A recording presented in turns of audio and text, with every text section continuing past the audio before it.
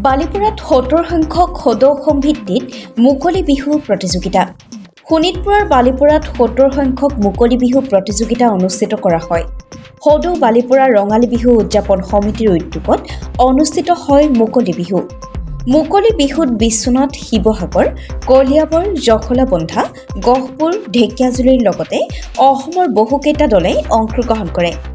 মুকলি বিহুৰ শুভ উদ্বোধন কৰে শোণিতপুৰ জিলা সাহিত্য সভাৰ সভাপতি সুখদেৱ অধিকাৰীয়ে আৰু মুখ্য অতিথি হিচাপে উপস্থিত থাকে নদুৱাৰ সমষ্টিৰ বিধায়ক পদ্ম হাজৰিকা। প্ৰতিযোগিতাখনিত বিশ্বনাথ আঞ্চলিক বিহুৱা দলে প্ৰথম শ্ৰেষ্ঠ, কলিয়াবৰ ফ্ৰেণ্ডশ্বিপ ক্লাব বিহুৱা দল দ্বিতীয় শ্ৰেষ্ঠ আৰু শিৱসাগৰৰ জাজিপৰীয়া বিহুৱা দলে তৃতীয় শ্ৰেষ্ঠ দলৰ সন্মান অৰ্জন কৰিবলৈ সক্ষম হয়।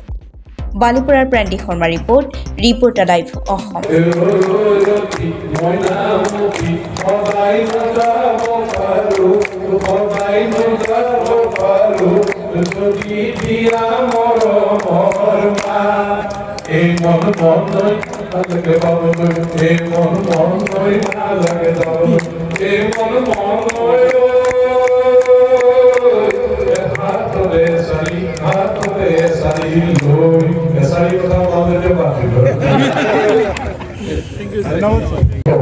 শোণিতপুৰ জিলা আছে আৰু তেতিয়াৰ পৰা আজিলৈ এই অঞ্চলৰ ৰাইজে এই বিহু উৎসৱ পালন কৰি আহিছে মালৰে আৰু এই বিহু মেলা অনুষ্ঠিত কৰি আহিছে।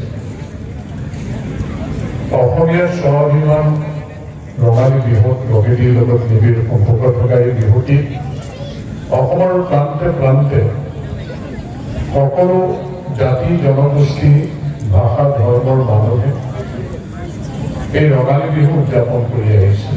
এই বিহু উদযাপন কৰাৰ ক্ষেত্ৰত সকলো জনগোষ্ঠীয়ে অংশগ্ৰহণ কৰিব পাৰে, সকলো ভাষাৰ মানুহে অংশগ্ৰহণ কৰিব পাৰে, সকলো ধৰ্মৰ মানুহে অংশগ্ৰহণ কৰিব পাৰে।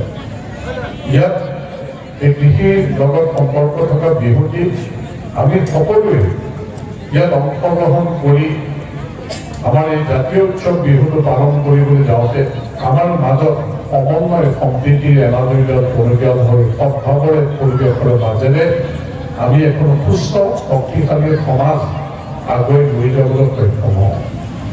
গতিকে অসমীয়াৰ বাপুনি সাহোনে ৰঙালী বিহুটি যেতিয়ালৈকে জাতি থাকিব বিহু চলিয়ে থাকিব, ইয়াৰ গৰিমা বৃদ্ধি হ'ব। যেনেকৈ বিহুৱে বিশ্বৰ ঐতিহ্য ৰক্ষা কৰিবলৈ বা বিশ্বত প্ৰতিষ্ঠিত হ'বলৈ সক্ষম হৈছে, অভিলেখ সৃষ্টি কৰিবলৈ সক্ষম হ'ব। Reporter live.